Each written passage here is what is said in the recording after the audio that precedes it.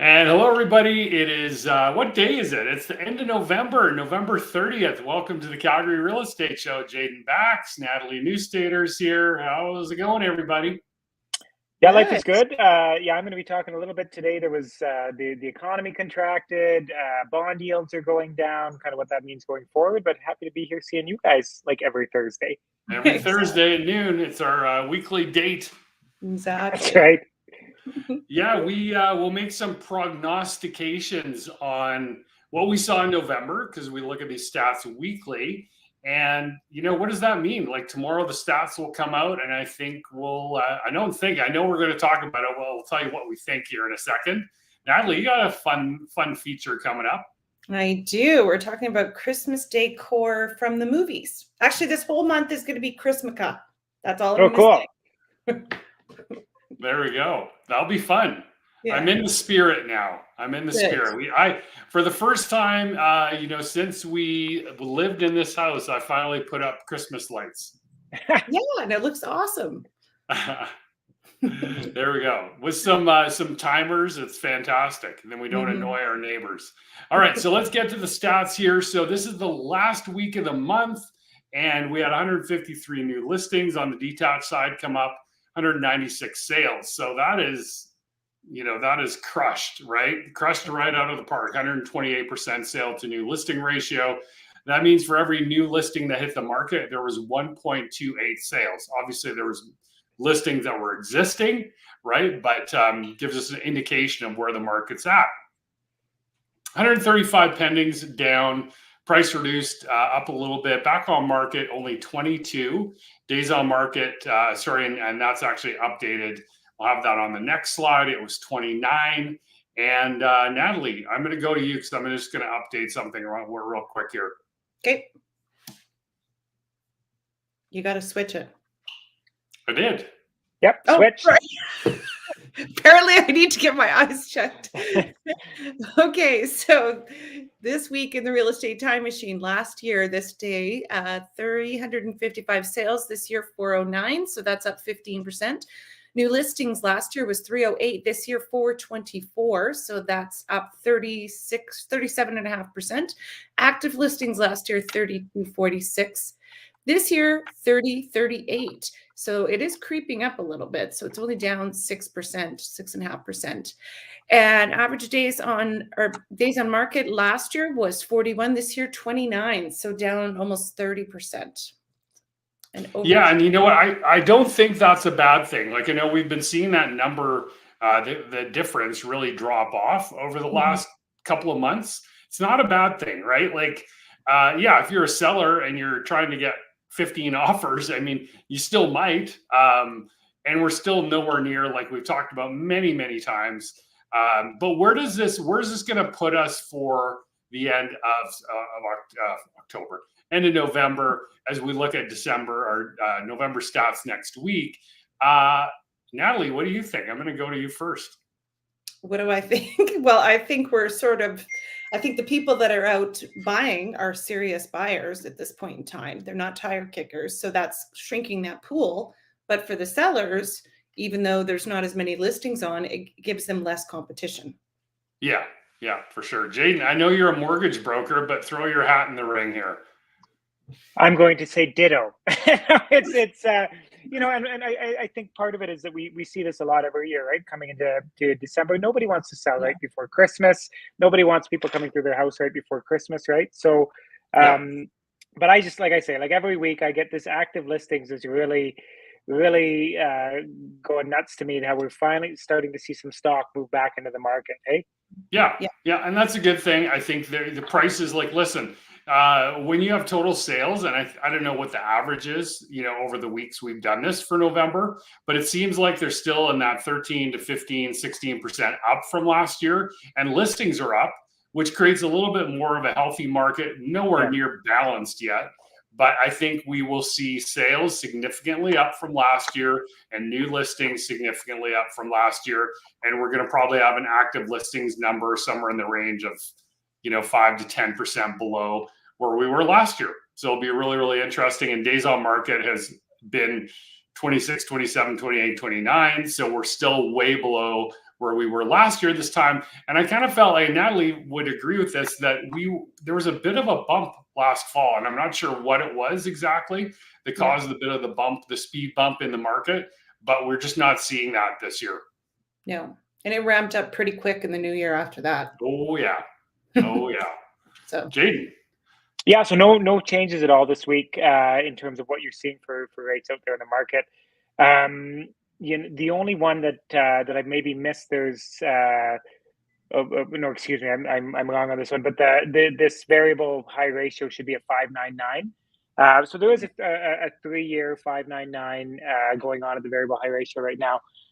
But there's things going on behind the scenes that are very, very interesting that kind of inform us what things are going to look like in December and probably more towards the new year. Bond yields are down significantly, down more than they've been since kind of March of last year. And so, we talk about that. That's what affects fixed rates. And so we expect that to start coming down. But the other interesting thing that I'm seeing, and this is from a purely broker side, is that I'm seeing a ton of offers of extra compensation to lock borrowers into a 5-year fixed right now. And so there's a couple of different ways to move the market in the way that you want it to, right? So either if you're trying to expand that fixed portfolio, you do it on the pricing side and ramp your pricing down so it becomes more attractive to consumers, or you do it on the sales side. And so I'm definitely seeing a lot of lenders trying to push the sales side. Let me tell you something. They're not doing that for your benefit. No. They're not asking. They're not putting that out there because they think that a 5-year fix is the best thing for the client. They think that's what's best for the bottom line, and they're willing to pay more to the originators to make that happen. So, if you're a 5-year fixed person and you think 5.39 is fine and that fits within your budget, and you don't care what happens with the rates, you just need the certainty of having the exact same rate every single month. Absolutely. We give advice and then we follow your decision, right? That's how mortgage workers should work. But I do think it's interesting that there's a push from the back end to be selling more of that 5-year fixed right now. Yeah, very fascinating. Starting to see those incentives come out. Like, please sign with us before the rates come down. Yeah, exactly. I mean, at the end of the day, they want to make money. So yeah. Oh, I didn't want to give it away there, but there you go, Natalie. Exactly. Okay, so Christmas decor from the movies. You can sort of see the little Rudolph down on the bottom, but this is obviously the abominable snowman with the toothache. I love him. All right, moving on. Oh, sorry, my bad. It's your job now.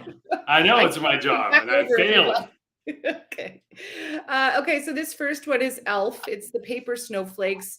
This room it's very, very cute, and they've just sort of done a few, but there's the inset picture when Buddy the Elf decides to take over the store and decorate, and I love that movie. It's my favorite Christmas movie, other than Rudolph. Next one is the Santa Claus. It's the cozy color scheme. So just, very homey, lots of reds and primary colors, and just really cozy. So How the Grinch Stole Christmas pastel accessories.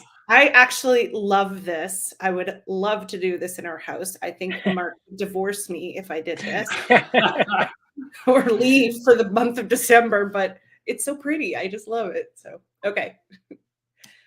Next one is Love Actually, red holiday bows. I mean, this is such a classic Christmas look. It always looks beautiful. Doesn't matter what type of house it's on. It just really evokes all those Christmas memories for a person. So I like that one. Yeah, that one's pretty. I like it too. We have red out in front of our house right now. So there you go. And then the last but not least, Charlie Brown Christmas. This is minimalism taken to the extreme though. Like, I think I'd be sad if this was my tree. It looks very pretty. It's a nice little decor that you do on your console table, but please don't let this be your only tree. Come on. Just sad. But, if you had an apartment or a very small space, that could work. Absolutely. Absolutely. Yeah. It's very cute. All right. Thank you, Natalie. So some community events. So we have a couple more weekends of the Cochrane pop-up holiday market. Easy for me to say. And then now this is interesting. And Natalie, I want you to give a little description because you know this story. Rosebud Theater presents All Is Calm, the Christmas Truce of 1914. Oh, that was such a beautiful story. So obviously during World War I, it was two sides, and I don't know if it was, it must have been British with some Canadian soldiers and the German soldiers. They were all in their holes, like in their bunkers, and it was miserable. And they found a little cabin, and they went there and they put a truce in place, and they spent Christmas Eve and Christmas Day together. And I think that is, these poor kids, they would have all been young men, just, homesick. And I just think it's beautiful that they were able to do that with each other. Yeah. So that's out in Rosebud, Alberta. Yeah. Then the Spruce Meadows Christmas Market, this is the last weekend, December 1st to 3rd. And every time we drive down Stoney at that time of day, it's like just a stream of cars going in there. So many. So that is a busy one. And then Zoo Lights. So Zoo Lights is back. Will I make it another year without going to Zoo Lights? I guess that's the question, Natalie. I'd like to go. When your new winter coat comes, we'll go. Yeah, when my new warm jacket comes. Yeah, so you can come with us, Nat. The boys would love to have you along. You come with us. Oh, that would be amazing. I would love that. Oh, that's very sweet. Thanks for throwing me under the bus, Jaden. But that's it. So that's our show for this week. So of course, coming up next week, we will have all the November stats. So we'll see how well we did in our prognostications, and we'll see if the Flames can win a game again tonight. And the Seahawks. It's a busy night of sports for me. Jane, what do you have going on? Because you do some hockey coaching. Yeah, no. We have our big Crossfield U7 tournament this weekend, so it'll be 4 games, and so it'll be something new for my boy. Really looking forward to that, and that's always fun, right? Like the games are great, that's fantastic, but it's the time in between the games. We have a local pizza truck that's going to be there, so we'll get the team some pizzas, and they can play ball hockey in between. So yeah, we're looking forward to a very full but very fun weekend. And he will be one tired boy on Sunday. Oh yeah. No, I'm putting him to bed at like 4:35 that day. Like, it's just like he'll be out. Yeah.